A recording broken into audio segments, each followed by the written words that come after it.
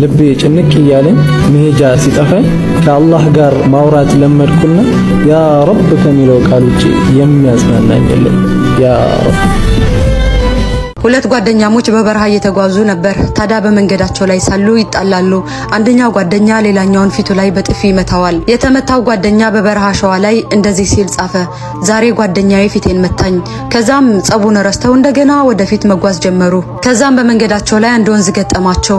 ሁለቱም ወንዙን እየተሻገሩ ነበር። በድንገት ግን በጥፊ የተመታው ጓደኛ መዋኘት አያውቅም ነበርና ድንጋይ አደናቅፎት በውሃው ተወሰደ። በዛን ጊዜ ሌላኛው ጓደኛ ህይወቱን አደጋ ላይ ጥሎ ጓደኛውን ታዳ ነው። ታዲያ በዚህን ጊዜ ከውሃ መወሰድ የተረፈው ጓደኛ በአካባቢ ባለ ድንጋይ ላይ እንደዚህ ሲል ጻፈ፣ ዛሬ ጓደኛዬ ከሞት አዳነኝ። ይህንን ያየው የመጀመሪያው ጓደኛ ለምን እኔ ስመታ ባሸዋ ላይ ሳደንህ ደግሞ በድንጋይ ላይ ጻፍክ? የዚህ ምክንያት ምን ይሆን ሲል ጠየቀው። ከዛም ሁለተኛው ጓደኛ በለሰለሰ ድምጽ ፈገግ ብሎ እንደዚህ ሲል መለሰለት፣ አንድ ሰው ሲጎዳ የፍቅርና የይቅርታ ንፋስ እንዲያጠፋው ባሸዋ ላይ ልንጽፈው ይገባል። ነገር ግን አንድ ሰው መልካም ሲያደርግ ወይም ሲረዳን መቼም ልናጠፋው እንዳንችል በድንጋይ ላይ ልንቀርጸው ይገባን ሲል መለሰለት። ጓደኝነት በቃ ጓደኝነት ማለት ይህ ነው። እስኪ ይህ ነገር ይገባዋል ለምትሉት ሰው ሜንሽን አድርጉለት ወይም ሸር አድርጉለት። ህይወት የፈተናና የችግር ሰንሰለት መሆኑን አላህ Subhanahu Wa Ta'ala በቅዱስ ቁርአኑ ላይ ነግሮናል። አንዳንድ ጊዜ እነዚህ ፈተናዎች ከባድ መስለው ሊሰማን ተስፋ ሊያስቆርጡንና መንገዳችንን እንዲያጨልሙ ይችላሉ። ነገር ግን በአላህ የሚያምን ልብ ሁሉ ይህንን ማስተዋል አለበት። ሶላትን በስነ ስርዓት የምትሰግድ ከሆነ ለቤተሰቦችህ ደግሞ ጥሩ የምትል ከሆነ ለእናት አባትህ ጥሩ የምታረግ የምትንከባከብ ከሆነ استغفارን ደግሞ የምታበዛ ከሆነ ምን አለፋህ والله ነው ማለት ህይወት የምትበራት አስቸግረን ቆይ ህይወት ደግሞ ማናት ብለው ሙድ ያዛሉ ان الله كان عفوا غفورا ከመሐሪነቱ ጋር የተያዙ ናቸው። ሁለት ነገር ይይዛል ይላሉ አፉ የሚለው የአላህ ስም ሁለት ነገር ይይዛል። አንደኛ محو الآثام ማበስ ነው። ሁለተኛው ደግሞ يعطيك العفو بدون أن تسأله ይላል። ሳትጠይቀው ይቅርባይነትን ሰጥቶ ويرضى عنك التخلي والتحلي ይባላል። التخلي ማለት ከወንጀል መጽዳት ማለት ነው። والتحلي ደግሞ በመልካም ነገር መዋብ ማለት ነው። ወይም التطهير والتعطير ይሉታል። تطهير ስትጸዳ ነው። تعطير ደግሞ አለው። ሁለቱን ይይዛል ማለት ነው። ይቅር ተብለህ ዝም አትባልም። አላህ Subhanahu Wa Ta'ala ሪዳውንም ይሰጣል ማለት ነው። አንደኛ አላህ ማንንም ከችሎታው በላይ አይፈትንም። አላህ Subhanahu Wa Ta'ala በቁርአኑ እንዲህ ይላል፣ አላህ በየትኛውም ነፍስ ላይ ከችሎታው በላይ አያስጨንቅም። ይህ ማለት አሁን የገጠማችሁ ፈተና ምንም ያህል ከባድ ቢመስልም ልታልፉት የምትችሉት ጥንካሬ በውስጣችሁ አለ ማለት ነው። አላህ አቅማችሁን ያውቃል። እኔ መበላውን አጥቻለሁ አንተ ለዛ 16000 ብር ታውጣለህ። ወይኔ ሳሊ እንዴ ጠብሽ ልቀቅብኝ። ቴሌ ራሱ ሙድ ያዘብኝ እኮ በእናትህ።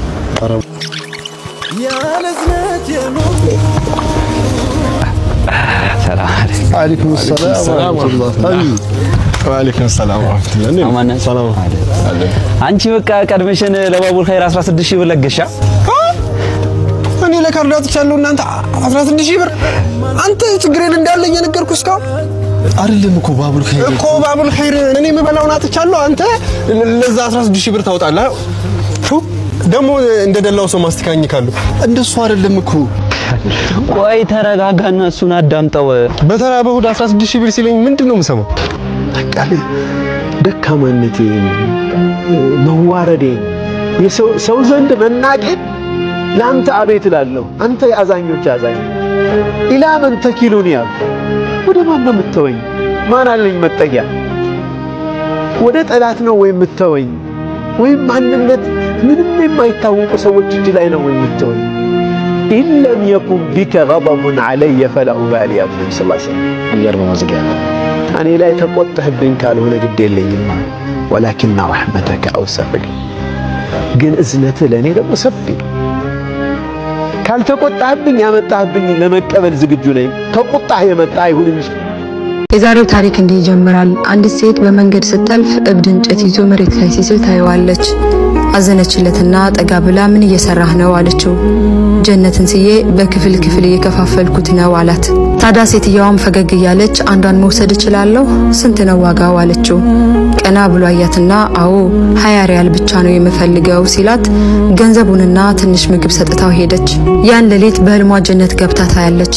ጧት ስትነሳ በህልም ያየችውንና ቀን ያገኘችውን እብድ ለባሏ ነገረችው። ታዲያ በዚህ ጊዜ ባልየውም ወደ እብዱ ሄደ። እሱም ሊገዛ ፈልጎ ከጀነት ክፍል መግዛት ፈልጌ ነው ስንት ነው ዋጋው ሲል ጠየቀው። በዚህን ጊዜ እብዱም ቀና ብሎ አየውና አይሸጥም አለው። ባልየውም ግራ ገባውና ትላንትና ግን ባለቤቴ በ20 ሪያል ሽጠህላታል አለው። እብዱ ሰውየም ሚስት በ20 ሪያል ጀነትን አልነበረም የፈለገችው የኔን ቀልብ መጠበቅ እንጂ አንተ ደግሞ ጀነትን ብቻ ነው እየፈለክ ያለኸው። ጀነት የተተመነ ዋጋ የላትም ግን መግቢያዋ የሚገኘው የሰዎችን ልብ በመጠበቅ ነው ሲል መለሰለት። አጂብ والله እውነት ነው። ሁለተኛ ከችግር ጋር ምቾት አለ። አላህ Subhanahu Wa Ta'ala ከጭንቀት ጋር ምቾት አለ በእርግጥም ከጭንቀት ጋር ምቾት አለ በማለት ሁለት ጊዜ ደጋግሞ ነግሮናል። ይህ የአላህ ተስፋ ነው። በእርግጠኝነት ከእያንዳንዱ ችግር በኋላ እፎይታና ምቾት ይመጣል። ዋናው ነገር ትዕግስት ወይም ሰብር ማድረግ ነው። ብዙ ነገራችን እኮ የሚቃወሰው አላህም የማይወደው ነገር ውስጥ እኮ ምንወድቅ የአላህ ረህመት እጦት እኮ ነው። አላህ ያዘነለትን ሰው እኮ ወንጀል ላይ ጥለው ኢነላህ ወልዩ الذين آمنوا አለ። አላህ እኮ ወልይ ነው የሙእሚኖች ይንከባከባቸዋል እኮ እንዳይወድቁ ያደርጋቸዋል። የአላህ ረህመት ሲገኝ እንደዛ ነው የሚሆነው። የአላህ ቀልቤን ጠግንልኝ ውስጤን አጽዳልኝ የተሰበርኩበትን ጉዳይ ሁሉ አንተው ሙላልኝ ብለን ወደ አላህ እንማጸን። ሁለተኛ እንደው ቢያንስ አንድ ሰው እስኪ ቀልብን ጠግን። ኦኬ አንድ በቃ የሆነ ስደተኛ ሊሆን ይችላል ተፈናቃይ የቲም የሆነ እናስደስተው ያልተጠበቀ ነገር ማለት ነው። አንዳንዴ 100 ብር ወላሂ ከ100 ሚሊዮን ብር የሆነ ላለው ሰው እኮ 1 ሚሊዮን ብር ብትሰጠው ምንም ላይሆን ይችላል።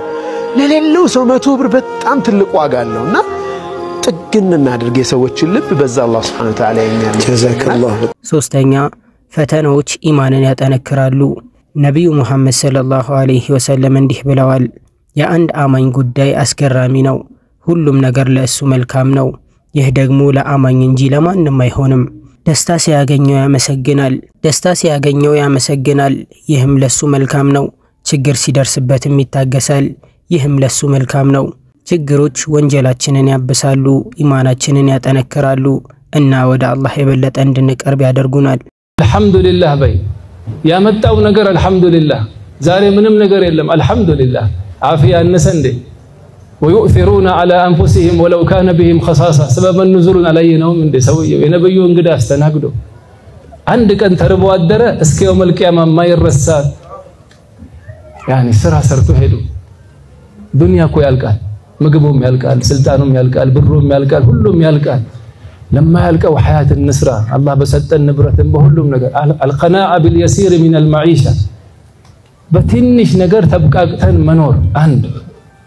ሁለተኛ ከሐያ ጋር የሚጋጭ ነገር ንግግር ይሁን አለባበስ ይሁን ማንኛውም ነገር መተው። ሁለት ልጆቻችንም አደራ ይሄው እናቶች አባቶች ሒጃብ ሲያድጉ መልበስ የምትፈልጉ አባት እናቶች የሚጀምረው ከልጅነት ነው። ገና ልጅ ያለች በሐያ ካደገች ትልቅ ከሆነች በኋላ አትልበሲ ቢኖራችኋል። ሌላው እነዚህ ተማሪዎቻችን ደግሞ ለነሱም አደራ የምንላቸው ሱረቱ ሉቅማን ላይ ወአሙር ቢልማዕሩፍ ወንሃ ዐኒል ሙንከር ወስቢር ዐላ ማ አሳበክ ይላል። ስለ ሐዲስ ثاني ሐቢብ የነሱ ረፊቆች ስለሳቸው ሲናገሩ ተርጀማቸው ላይ ካነ ጀበለን ካነ በሕረን ፊል ዒልሚ ወጀበለን ፊል ሒልም ተባሉ ሐዲስ ثاني ሐቢብ። አላህ እንደዚህ ሒልም አላህ ይስጠና። ሒልም ሐሊም መሆን ሰው ቢሰድባቸው ወስቢር ዐላ ማ አሳበክ አይጠበቅም እኮ ስድቡ። በፊት የነበሩ ሰለፎች እኮ አንዱ ሲሰድባቸው ከሰደባቸው ምን ይሉታል? ያልከው ነገር እኔ ላይ ካለ አላህ አውፍ ይበለኝ ይሉታል። ያልከው እኔ ላይ ከሌለ ደግሞ አላህ አንተን አውፍ ይበል ይሉትና ይሄዱ ነበር አሉ። ከየት ወሰዱት ይሄን መርህ? ከቁርአን እኮ ነው የወሰዱት። ገና ቁርአን ሲቀራ ይሄው የዱንያ ትምህርት ከመጀመሪያው እስከ መጨረሻው አላማህን እኮ አይነግርህም። እውቀት ነው የምትጨምረው።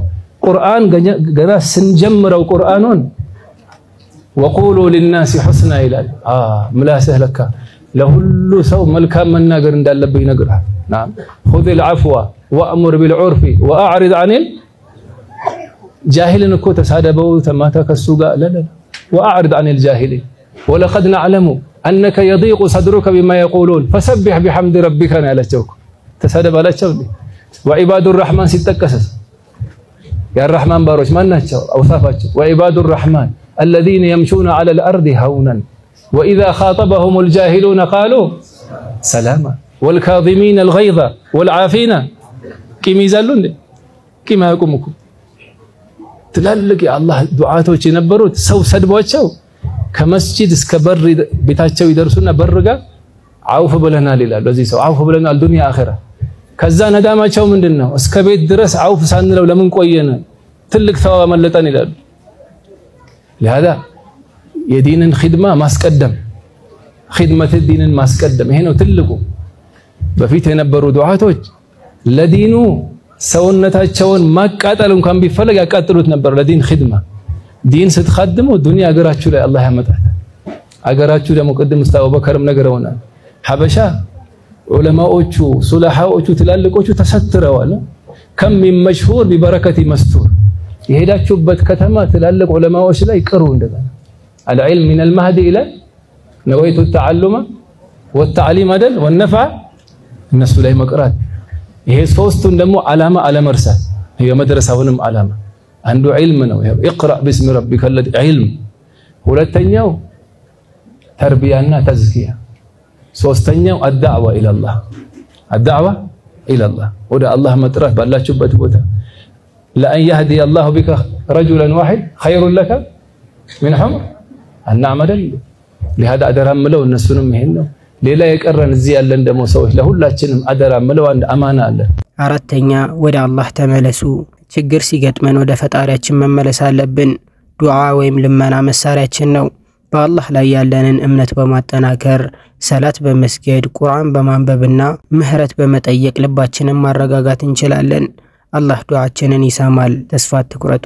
يبدل الله سيئاتهم حسنات ብሯቸው ያ ሁሉ ነገር አልፎላቸው ይቅር ብሏቸው እንደውም ሐሰና ይቀየርላቸዋል አላህ አልዓፉ።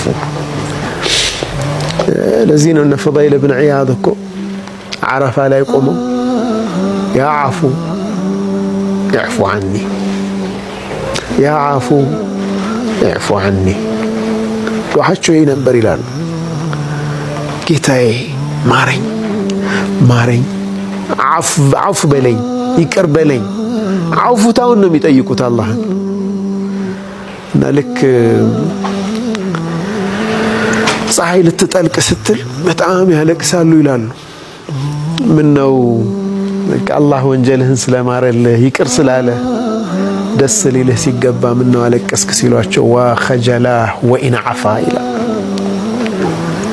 ወይ ሐፍረቴ ይቅር ቢለኝ እንኳን ሐያኤ እንዴት ብዬ ይችላሉ የሱን ማሳሊሖቹ ደግሞ በጣም የሚገርም ነው። ከዓፉ ጋር ራሱ ያላቸው ሙዓመላ በጣም አጂብ ነው ማለት ነውና ያስወግዳል ወንጀልን ያብሳል ይወድሃል ይሰጣል። ሁሉ ጠቅልሎ ያዘ ነው አልዓፉ አላህ። አምስተኛ ይህ ዓለም ጊዜያዊ ነው። የዚህ ዓለም ህይወት ጊዜያዊ ነው። ሁሉም ደስታውም ሐዘኑም ያልፋል። ዘላለማዊ ህይወት የመጨረሻው ነው። ስለዚህ በዚህ ዓለም በሚገጥመን ፈተና አንደንግጥ። ትኩረታችን የመጨረሻውን ዓለም ማሰብ ላይ ይሁን። ስለዚህ አሁን ባላችሁበት ሁኔታ ተስፋ ከመቁረጥ ይልቅ ጭንቅላታችሁን ከፍ አድርጉ። በአላህ ላይ ተመኩ፣ ታገሱ፣ ዱዓም አድርጉ። ይህ ሁሉ ያልፋልናም በአላህ ፍቃድ ከዚህ የበለጠ ጠንካራ ሆናችሁ ትመጣላችሁ። እዚህ ቻናላችን ላይ የምንለቃቸው ቪዲዮዎች ከተመቻችሁ የቴሌግራም ኮሚኒቲ አለን። እዛ ኮሚኒቲ ላይ አዳዲስ ቻሌንጆችን እዚህ ላይ የማይለቀቁ ቪዲዮዎችን እንዲሁም የዓሊሞች ንግግሮችን እንለቅበታለን። ገብታችሁ እዛ ላይ መወያየት እንችላለን። ሊንኩን ኮሜንት ላይ አስቀምጥላችኋለሁ። ለቻናላችን አዲስ ከሆናችሁ ደግሞ ሰብስክራይብ ማድረግ እንዳትረሱ።